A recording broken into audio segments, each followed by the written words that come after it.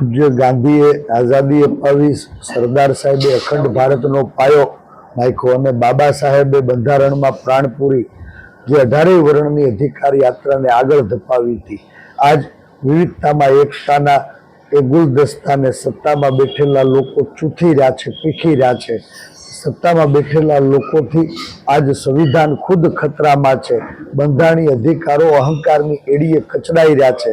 ત્યારે મારો મત એ મંદી, મોંઘવારી અને બેરોજગારીને હરાવવા માટેનો મત છે. મારો મત એ કર્મચારીઓના શોષણમાંથી મુક્તિ માટેનો મત છે. મારો મત એ ખાખી વર્દીના ત્રાસમાંથી મુક્તિ માટેનો મત છે. મારો મત એ જનજનના સ્વાભિમાનનું રક્ષણ કરવા માટેનો મત છે. મારો મત એ લોકશાહીને બચાવવાનો મત છે. મારો મત એ સંવિધાનની સુરક્ષા માટેનો મત છે. મારો મત એ જનજનના સ્વાભિમાન માટેનો મત છે.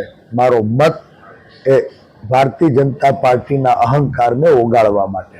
આજે મતદાન કરી ફરી પાછા મારા મત વિસ્તાર તરફ આગળ વધવાનો છું, લોકોની વચ્ચે જવાનો છું.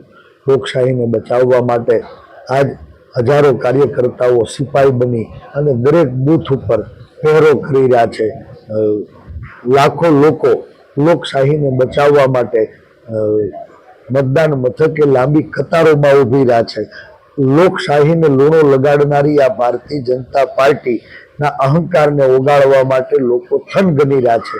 ત્યારે મને સંપૂર્ણ વિશ્વાસ છે કે પરેશ ધાનાણી આવા બધા જ લોકોની સાથે ખંભે ખંભો મેળવી આ દેશમાં બીજી આઝાદીની લડાઈને આગળ વધારશે.